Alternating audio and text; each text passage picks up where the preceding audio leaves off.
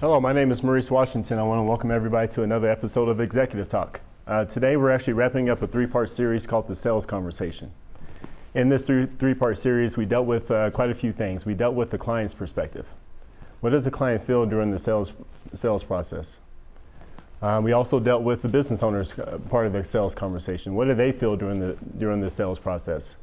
You know, I think it's very important for us to realize and recognize as business owners that it's not just about dealing with objections. There's actually more to the sales process than just dealing with objections. There's actually a lot of emotions behind the sales conversation. So that's actually the point of this particular segment, is to really understand what's behind the scenes of the sales conversation, but beyond just dealing with objections. So in today's conversation, what we're going to do is we title this Bridging the Gap. What are the conversations that's going to bridge the gap between us as business owners and clients to actually help them evolve in this sales process? So there's a comfortable relationship, there's more trust that's built. That's really the key element to the sales conversation. So in today's segment, we're also going to deal with the S and O. In our first two conversations, we dealt with the W and T's, which is the weakness and threats. So from a business consultant's perspective, every time you have a business plan, you have your SWOT, which is your strength, weaknesses, opportunities, and threats. In our first two conversations, we dealt with the weaknesses and threats. Today, we're going to deal with the S and O, because I feel like we also have to know where's our strength and opportunities within the sales conversation to make it a better fit. So let's go ahead and jump right into it. The sales conversation is actually part of your sales process. Typically, we don't see the sales conversation as part of your sales process because it's an everyday conversation. With your sales process, you do it so often, you don't really recognize it as part of your daily process. So your sales process, the way that we look at a sales process is one way. We meet with our client, which is the first consultation. We want to know what their wants and needs are, what the direction is. The second part of the conversation is we really want to tie up and understand and see if we can conduct business. Then the middle part of that sales process is delivering or preparing the product to be delivered. And then once we deliver the product, everything is good. But during that process of that delivery, once the sales says, hey, let's go ahead and go forward, that's the time of the sales conversation as part of that sales process. This is actually the glue of your sales process. It's where the integrity actually sits. So what do I mean by that? It's actually a very bold statement to say that's where the integrity sits. Because if you had a 45-day sales cycle, let's say you sold something today to your clients. And they said, okay, let's go ahead and go forward. And let's say your product won't be delivered until the next 45 days. Let's say you didn't call your client one time, you didn't email them, there was no communication. Do you think at the end of that 45 days that client will still be there? No, not at all. That client will ship off somewhere else very quickly. So that's why the sales conversation is actually part of it's the glue. When things go up, when things go down, when your client has fears, when everything happens in between that 45 days, it's the glue that keeps your client from that start of the conversation to that end of that 45-day cycle.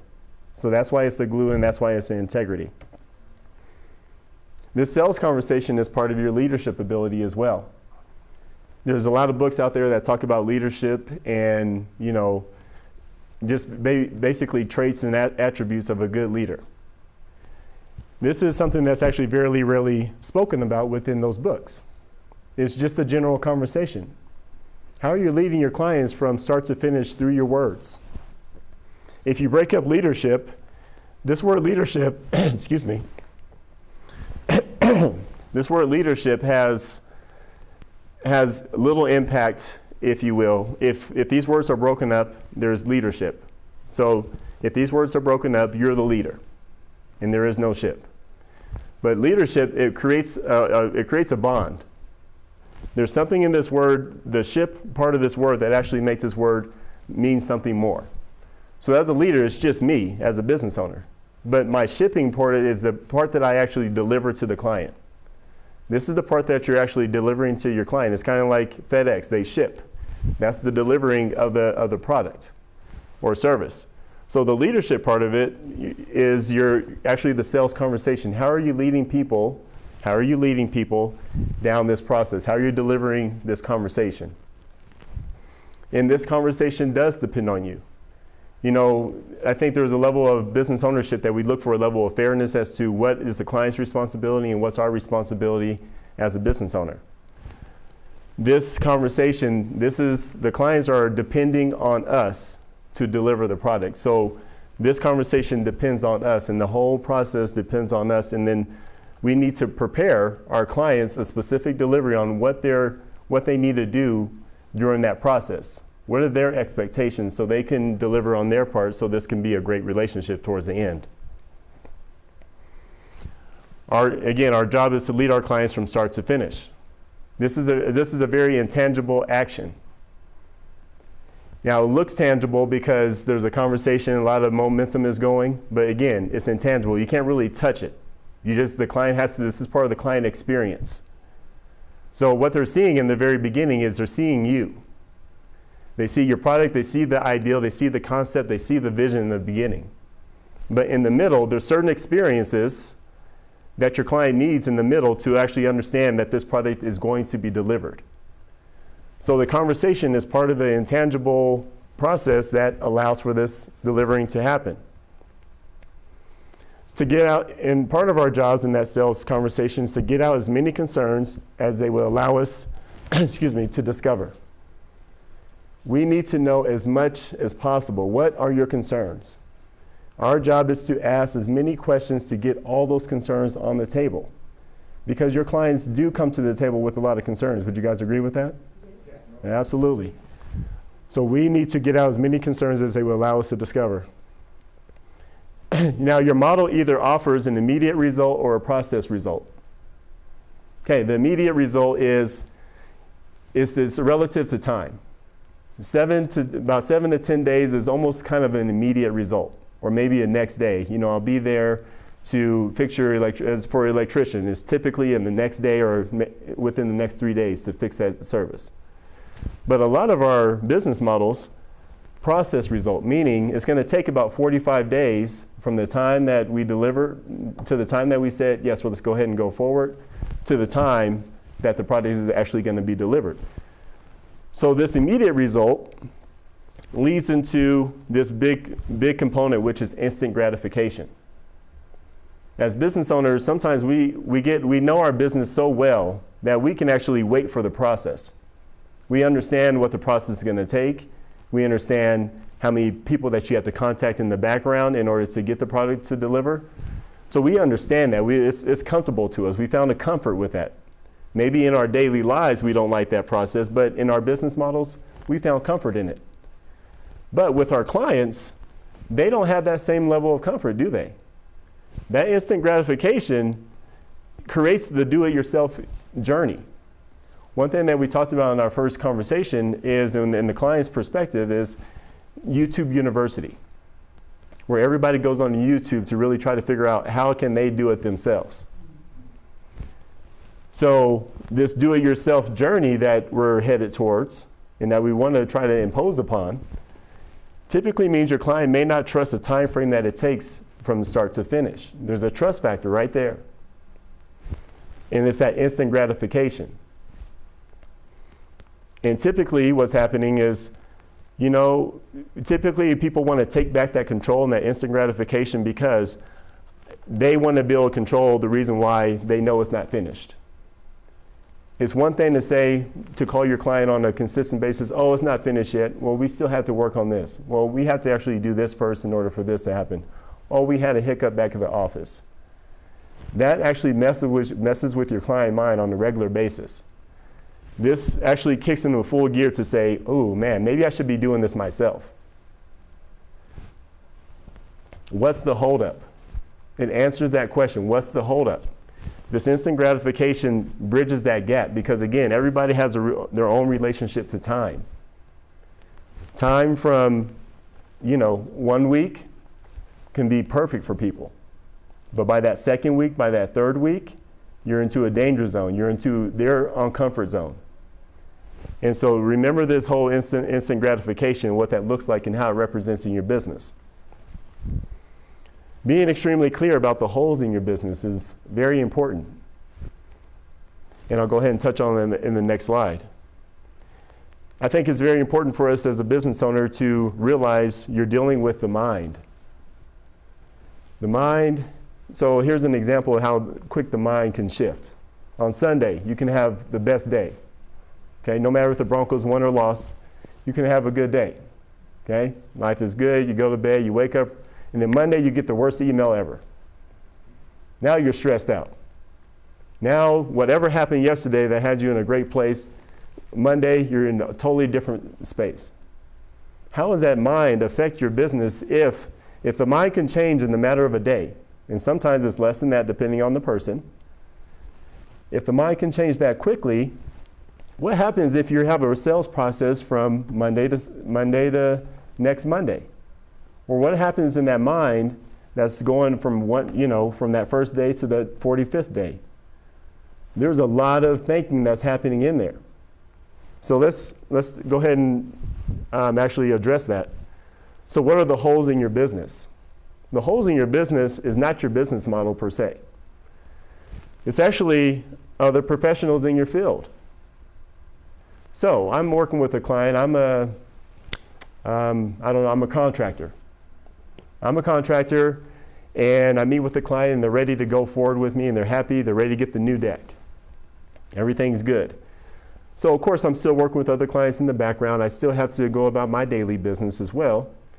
Lo and behold, I don't know what happens in the world, but some kind of radar goes off that this client is ready to get a deck. And lo and behold, they go out to the store, and all of a sudden they meet another general contractor, don't they? Next thing you know, you have another general contractor fighting for that same business. That general contractor they're not going to say, oh, that process, just wait on them. That's typical in the industry, so just wait, it's okay. That other general contractor say, man, they haven't delivered the materials yet? Oh, man, if you would have worked with me, you would have had the materials at your door right now. I mean, you should really, really consider that. You should really give me a call. Again, that 45 days, when we talk about the holes, other professionals are hunting your same client. And they're not throwing the absolute truth, are they? No, the playing field is not fair anymore. What about friends and family? Okay, hey, you call, I'm ready to go in that same scenario. Hey, I'm about to get a new deck. I'm so excited. I've been waiting for this for so long. I can't wait. I know it's November, but hey, time is now. I really feel like this is time. And this is me talking to my uncle. So he's my trusted advisor in this whole situation because I'm excited. I just can't wait I want to tell everybody. So my uncle, being that he's the trusted advisor, he's going to say, are you making another bad decision? You really shouldn't do that right now. You should really wait until spring because the prices will be a little bit different at that time, and then you'll get a discount. You give that client a call back and say, hey, you give me a call back. Hey, Maurice, are you ready to go forward? I don't know. I've been rethinking a couple of things. I'm not really for sure if I'm ready. You're like, what happened from that first conversation? You were ready to go. You were right there on the hook. And we had all your materials ready to be delivered. What happened? Well, they're not going to talk about the fact that they talked to their uncle. That became the new trusted advisor. They trumped everything that you said. So you find yourself sometimes having to resell your whole product and service and the reason why all over again. Husband and wife dynamics. That's always a doozy, right? Husband can be totally excited. Okay, he could be the spender in the family. The wife could be the one saying, man, here you go again, always bringing something new into the house. Or it could be vice versa. It could be whatever dynamic. But you're in that conversation. Everybody's excited. They seem to be ready to go because the husband and wife aren't going to argue in front of you, are they? Nobody wants that type of interaction. No, you're not going to feel that. It's the argument afterwards. It's the argument 2 or 3 days later that has nothing to do with, but because the conversation happened with the last 2 or 3 days, now that decision is part of the whole argument. I can't believe we're choosing to get a new deck right now. You always want to spend money somewhere. When is this going to stop? Okay, yeah, I don't think we should go forward. Then you find yourself having to resell that whole conversation all over again. What about themselves? Okay, there's a level of success that happens in the sales opportunity because you're helping somebody move past something that they currently did not have. And that's really the truth about sales.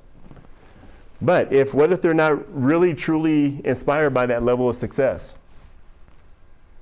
Maybe there's a fear of success in that whole scenario that all of a sudden creeps up and says, ooh, I'm about to actually get a home? I can't believe I'm actually qualified. This can't happen. You know what? I can't talk right now. I need to go through my process. Okay? That's something that you can test with is people's minds. And what we need to actually also realize is you're creating a pattern interrupt in that person's lifestyle. No matter if they're ready for it, no matter if they weren't ready for it, that's one level of pattern interrupt. If they weren't ready for it, there's still a pattern interrupt. Because for example, if you're redoing somebody's kitchen, is there not a pattern interrupt in how they live their daily lifestyle? Part of that pattern interrupt is no longer does that kitchen belong to them, does it? That kitchen does not belong to them anymore. For the next 45, they're going to have random people in their kitchen. They're going to have to go out to eat on a regular basis. They're going to have to work around people. They're going to have to, clear the cabinets just to get the pepper out. They're going to have to go through a whole nother psychological pattern in order to just get through the regular basis.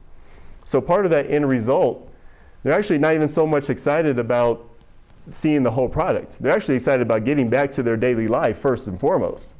And then the product can stand for itself. So I feel like these are the steps in the conversation. Identify all the threats.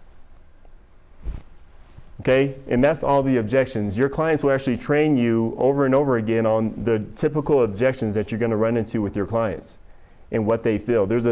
Every service has a specific objection. And there's maybe about 5 to 10 particular objections that you're going to run into on a consistent basis. Now that you know what those objections are, now part of your sales conversation is communicate from the threats.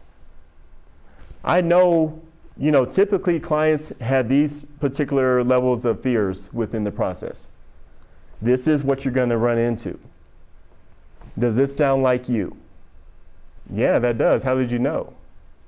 I'm psychic. That's how I know.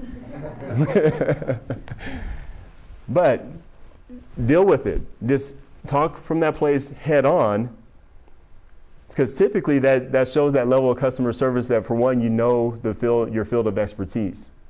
It shows the client that you've been in business long enough to that you know what the problems typically are. And don't be scared of the holes.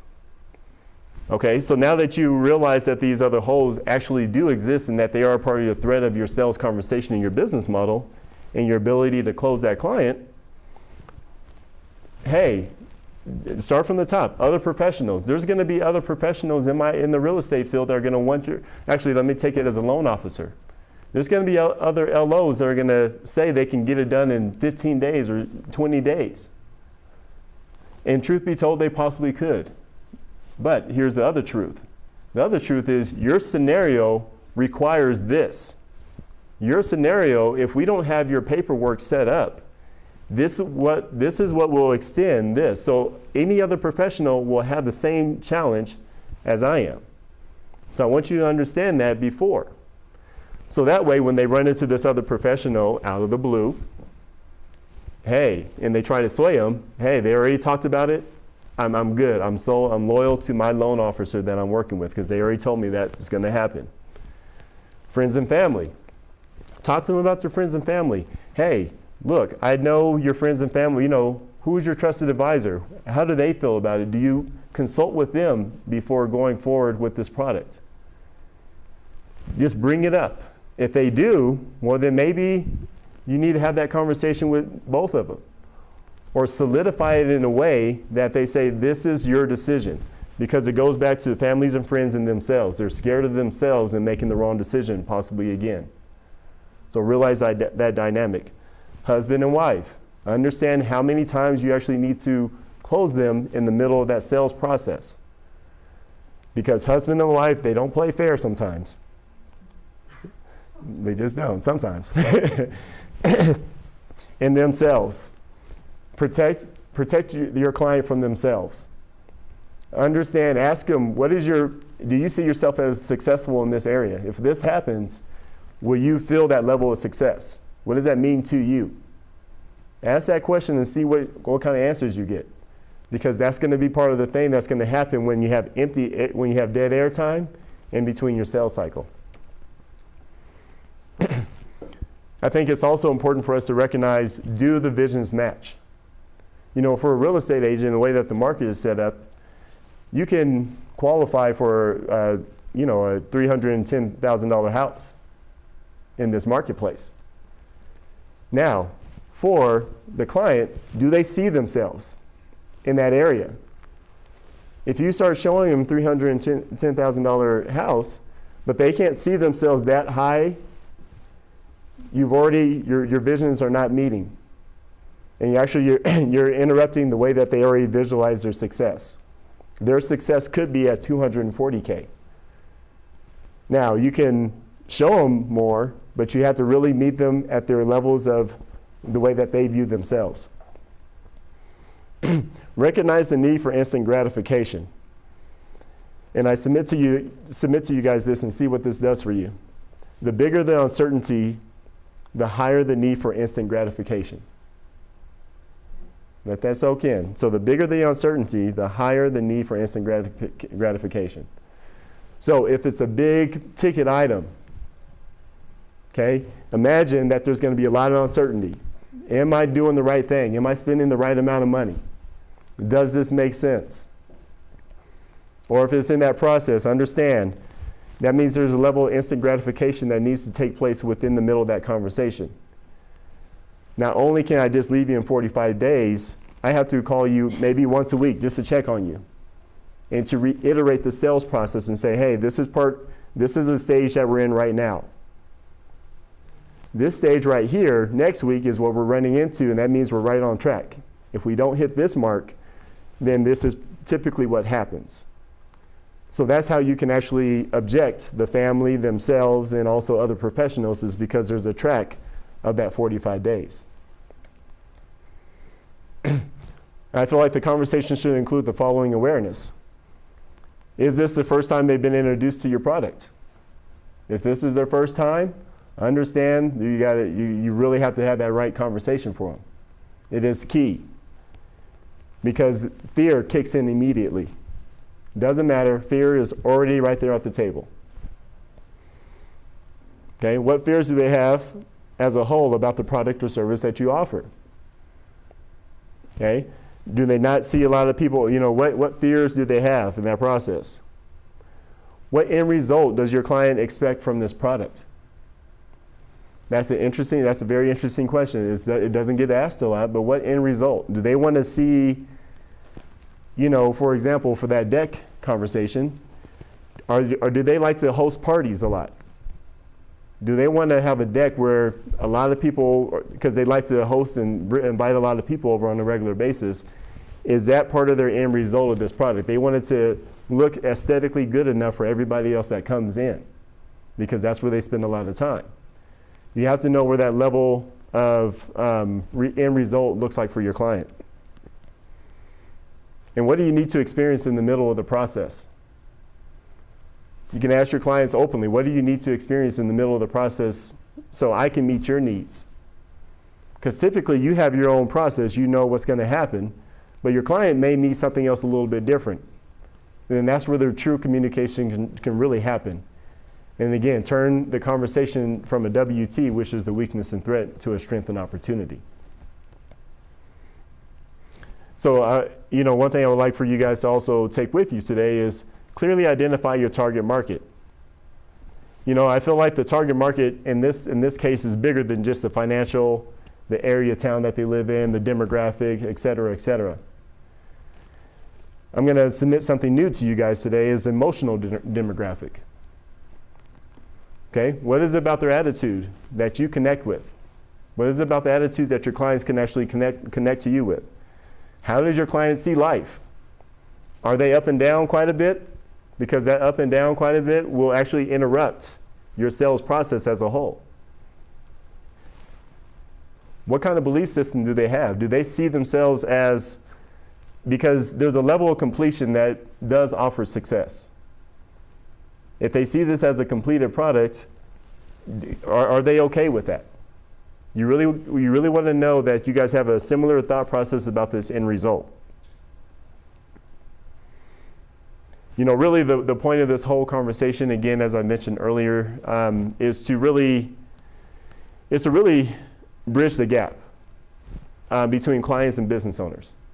You know, in our very first conversation, we spoke about how nowadays it's a do-it-yourself type of mentality. YouTube University, let me go on YouTube and figure out how to get this done, I'll do it myself. That imposes on the business owner's ability to, again, for one, earn money and also bridge the relationship gap. That's not a good direction that we want to go to, especially as business owners. So how can we bridge that gap? Again, stop the do-it-yourself revolution. The do-it-yourself revolution, again, comes to a no trust. They can get to a point where they start trusting vendors again, trusting contractors, trusting all these other entities. Then we can get back to how business used to be done. No more pointing fingers. Hey, no, you as a client, you did that. You should have did that. No, you as a business owner, you should have did that. There's a relationship that happens when business is transacted. When you're spending enough time with a client, there's a relationship absolutely there. So let's make sure that relationship becomes real and tangible for that client. And possibly this conversation can help us get back to the handshake. Okay, back in the day, we used to handshake. Hey, we're going to do business. You're my contractor. You're my real estate agent. We're good. If we can get back to the point where the conversation is so strong and there's trust involved, then we can get back to that handshake and how business used to be done. You know, next week what we're going to do is we're actually going to get into a new series called Success. It's our Success series. And we're going to talk about how success actually affects business owners in a both good and positive way. So I'd like to thank all those who are watching online right now. Thank you guys for joining us. Those who came in our studio audience, we appreciate you guys. In the middle of that time, I want you guys to go to our social media, to our Facebook, YouTube, follow us on Twitter and Instagram and also LinkedIn. But in the meantime, I have to get back to work. Thank you guys very much.